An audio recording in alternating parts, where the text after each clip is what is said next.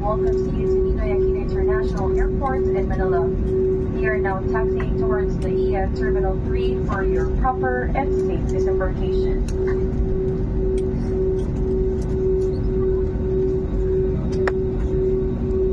For your safety and comfort, please remain seated with your seatbelts fastened although the captain turns off the fasten seatbelt sign.